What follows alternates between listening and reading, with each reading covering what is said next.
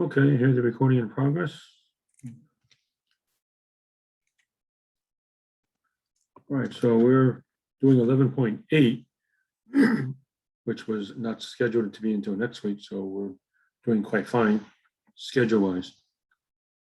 All right, so I introduced 11.8 yesterday. We'll do more and tomorrow, and you get your next quiz tomorrow also. Okay. Then after that, there's only 3 sections left for 3 weeks, so we can really slow down. 11.9, 11.10, and 11.11. Okay. Well, again, I made a mistake on the original. I had quiz 10 here and quiz 10 here. Obviously, that's quiz 11, day before Thanksgiving. We will have a quiz still, and this would have to be quiz 12. All right. Okay, so that being the case, I think most of the rest of the days will end fairly early from here on out, but we'll see how it goes.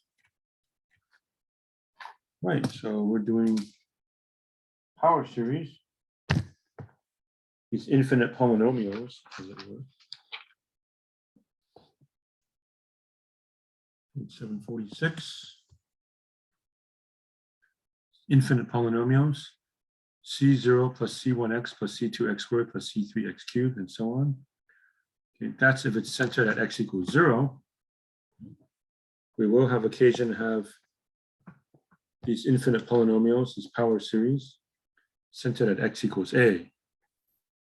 Okay, so x minus a to the 1, x minus a squared, x minus a cubed, and so on. Okay, so we're determining where does the series converge, where does the series diverge. Okay, well, you're guaranteed convergence for at least one point always.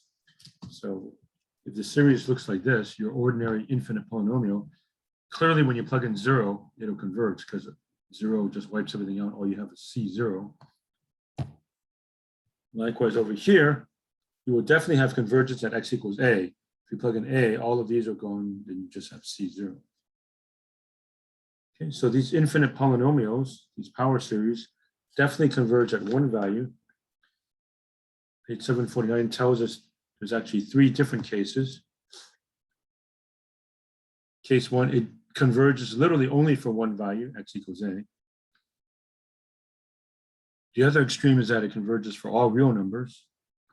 But the usual thing, what usually happens is, starting from the center, you have a radius of convergence. So you move the same amount to the left and to the right. Okay. Everything in the middle will converge, absolutely. Everything on the 2 extremes will diverge. And then the 2 endpoints, we don't know. We have to check the 2 endpoints separately. Okay, so we'll see a lot of those kinds of problems now. Okay. A quick word about centered. I showed you the homework already, but like problem 15 there, we're centered at x equals 2. 17 centered at x equals -2. Okay. If you don't see those parentheses x minus 2, it's centered at 0.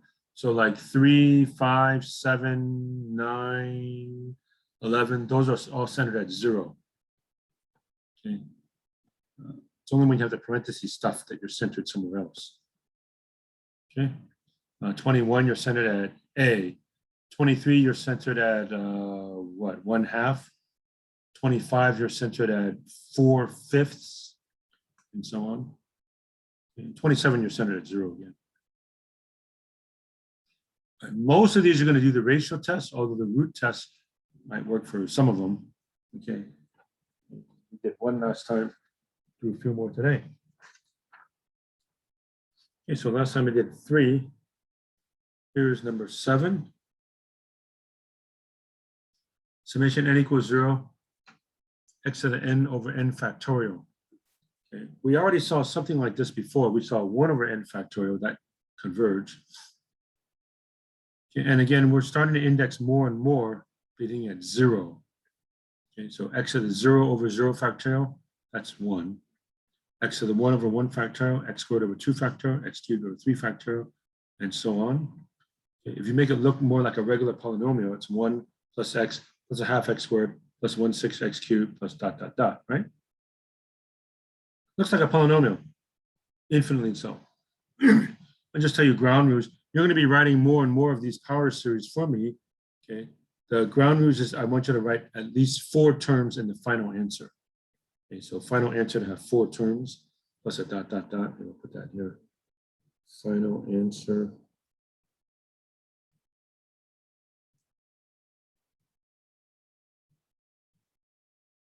Your final answers should have at least 4 terms.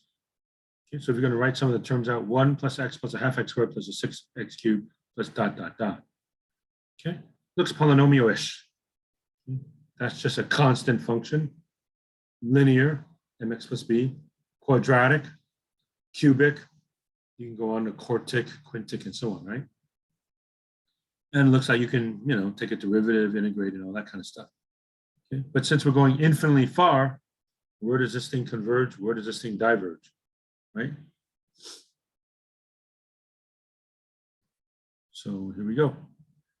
Ratio test, a sub n plus 1 over a sub n in absolute value. So ratio test, this one replace n with n plus 1, n plus 1 factorial, divided by the original, which means multiplied by the flip, n factorial over x to the n. And this stuff, these two, x on top. These two, n plus 1 on the bottom, right? See, this is 1 times 2 times 3 times dot, dot, dot times n. 1 times 2 times 3 dot, dot, dot times n plus 1. So everything cancels out except for the n plus 1. Okay, now here's the key thing. Even though x is a variable, it's fixed. It doesn't move. No matter how big or how small the number is, n plus 1 eventually shoots past it because n approaches infinity. So even if x were a billion, a trillion, right? N plus 1 is moving. N plus 1 approaches infinity. Okay, so this approaches 0 for all x. So therefore, this series is absolutely convergent by the ratio test for all x. This will converge to a real number no matter what you plug in. If you plug in a billion, it will converge to a number. Well, we don't know what the number is offhand right now, okay, but it will converge to something. Okay, so therefore the series is absolutely convergent by the ratio test for all x. So we would say r is infinity, the radius of convergence, how much do I go left and right, is infinity, and the interval of convergence is negative infinity to infinity. Okay, so that's the extreme case. That would be like case 2. Over here, the series converges for all x. In which case we would say r is infinity, and I is all real numbers, negative infinity to infinity. But case 3 is the usual thing. Most of the time, we'll see this. So the rest of the examples that I'll show you today, that's pretty much going to be it. Usually what happens is that you have a radius of convergence and a certain interval of convergence, okay?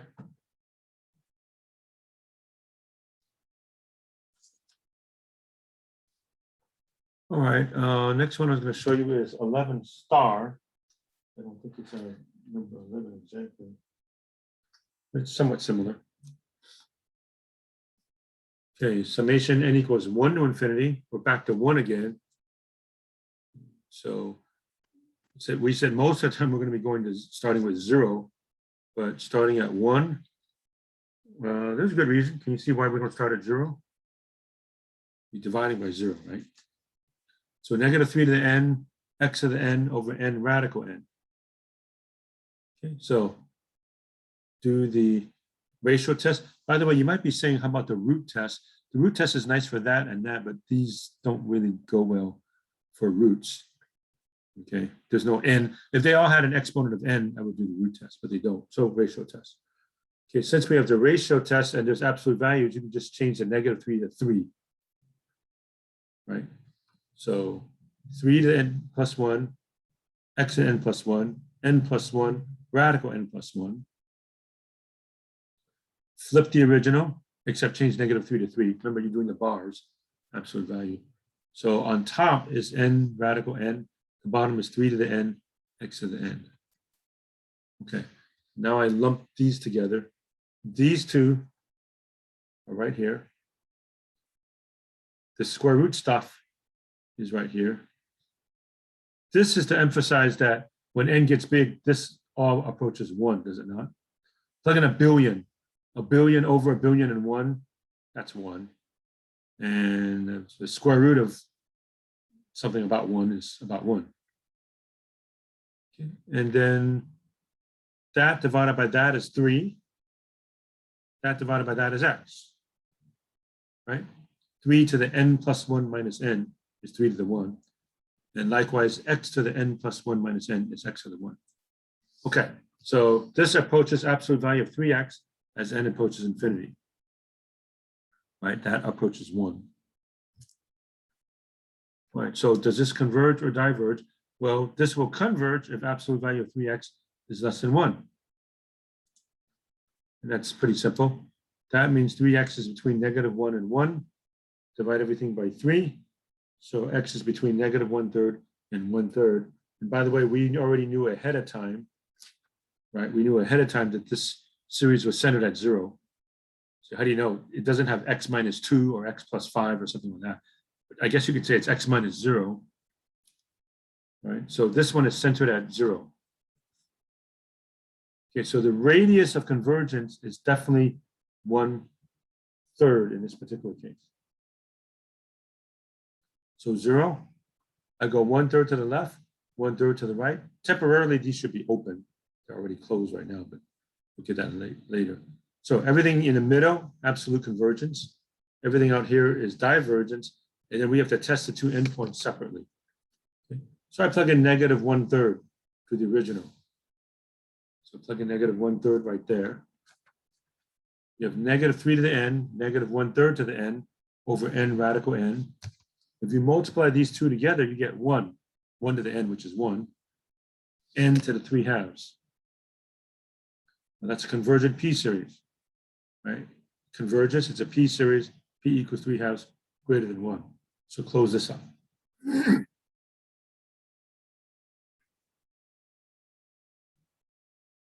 Now, x equals +1/3.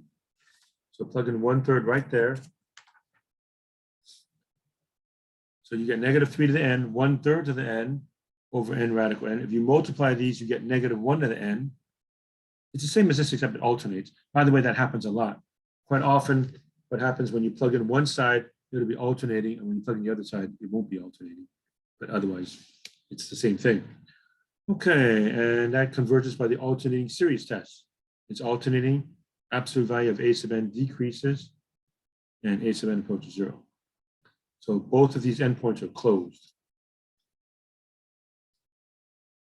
Okay, so R is 1/3, radius of convergence. That means from the center, I go 1/3 of a unit to the left and to the right.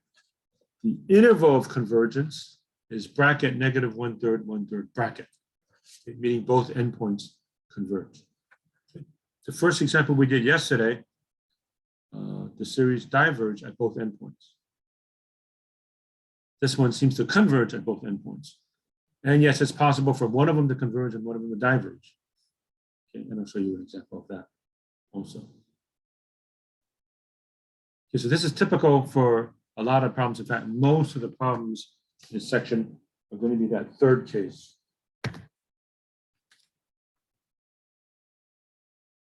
Case 3.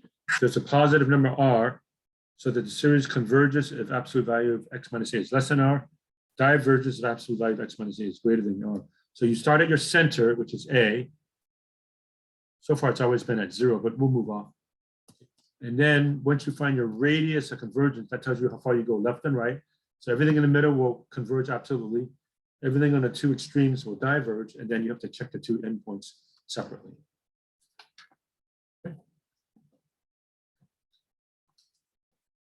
Okay, so let me show you a next case where we have convergence at one endpoint and divergence at the other, and also one which is not centered at 0. Okay, so far we've only had centered at 0, centered at 0. Centered at 0, centered at 0. Say, how do you know it's centered at 0? It doesn't say parentheses x plus 3 or parentheses x minus 5. And you can pretend it's parentheses x minus 0. That's the same thing, right? Okay, so the next one I was going to show you.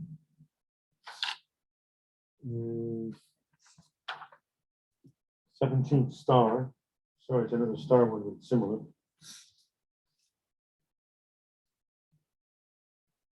Summation 3 to the n, x plus 4 to the n over radical n. And again, why do they start at 1? What's wrong with 0? Yeah, 0 is no good, right? Can't divide by 0. Okay, ratio test. Now, this one had also been something to the nth power. I would do the root test. You can tell for 19, you're going to do the root test. It's easy to take the nth root. It's easy to take the nth root of this one and this one, but not this one. So, ratio test. All right, so we've done a lot of ratio tests. Absolute value of a sub n plus 1 over a sub n. Okay, so just like a function, change that, and that to n plus 1. So 3 to n plus 1, x plus 4 to n plus 1, square root of n plus 1. Divided by a sub n just means flip this guy right over here. So on top is radical n, bottom is 3 to the n, x plus 4 to the n. And then it's almost like you're combining like radicals. So I put these together, radical n plus 1, right? And then what do I have for the 3 stuff? That divided by that is 3.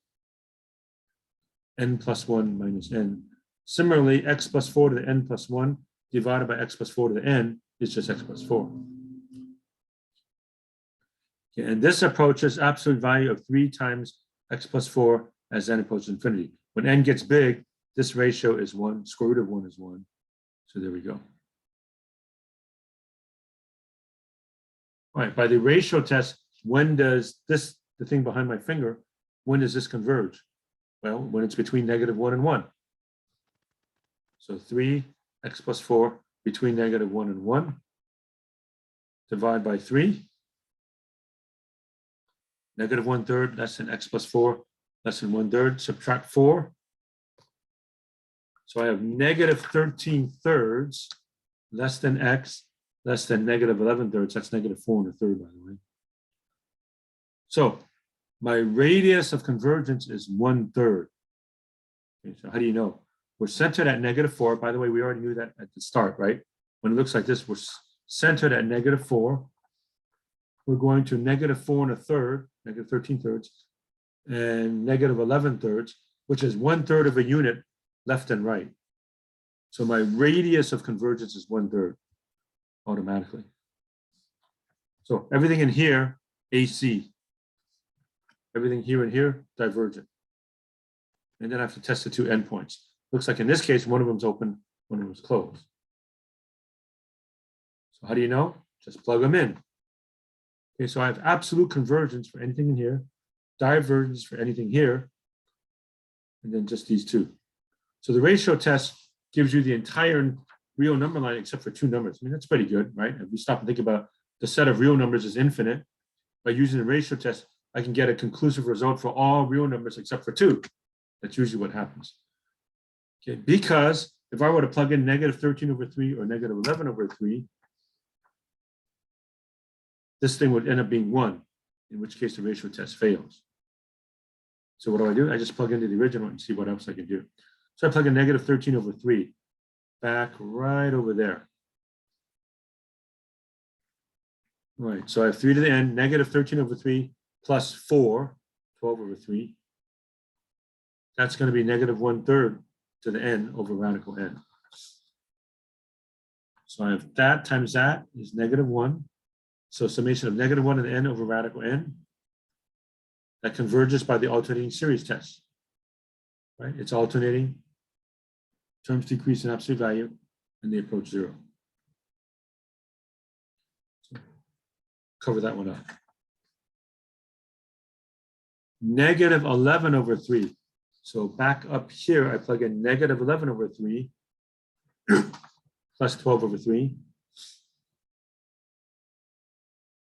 That's 1/3 to the n over radical n. 3 to the n times 1/3 to the n is 1 to the n. Well, 1 to anything is just 1. So I have 1 over radical n, 1 over n to the half. That diverges. because it's a P series where P is a half, that's less than 1. So stay open over here.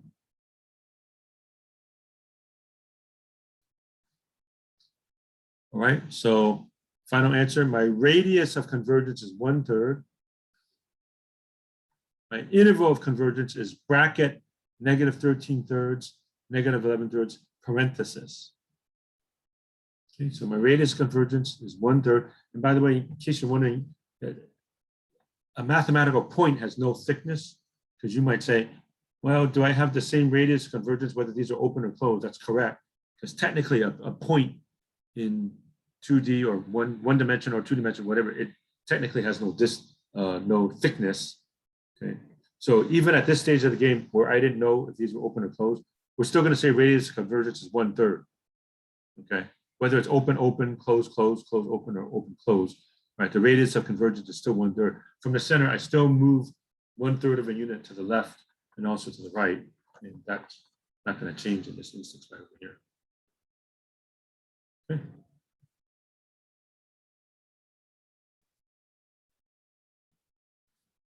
All right, I was just going to show you one more, and then I'm done, folks. And then tomorrow I'll do a couple more, and you'll get a quiz on all this stuff tomorrow also. Okay, so 19 was the last one I was going to do.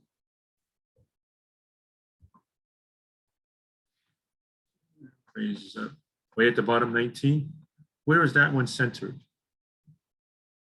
2. Right, and it looks like I should do root test. X - 2 to the n over n to the n, which I can rewrite as x - 2 over n to the n power. So this one is centered at 2 for sure.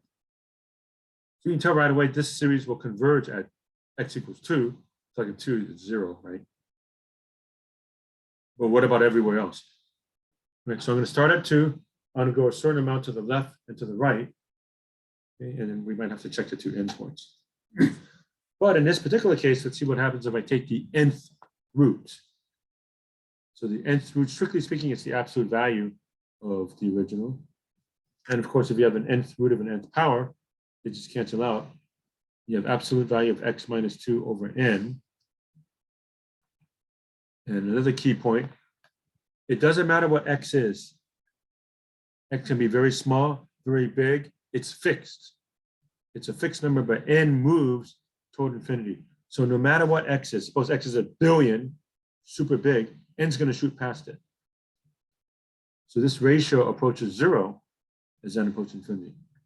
So therefore, the series is absolutely convergent for all x by the root test. So here's another instance of case number 2. R is infinity. I is -infinity to infinity. Okay, so that's case number 2. Looks like. Over here. The series converges for all x. Okay, so we've seen quite a bit of 3. Haven't shown you anything like number 1 yet. I'll save that for tomorrow. We'll see something like that tomorrow. Okay. All right, folks, I was just about done for today. So tomorrow I was going to do some more of section 8, and then I'd be done with section 8.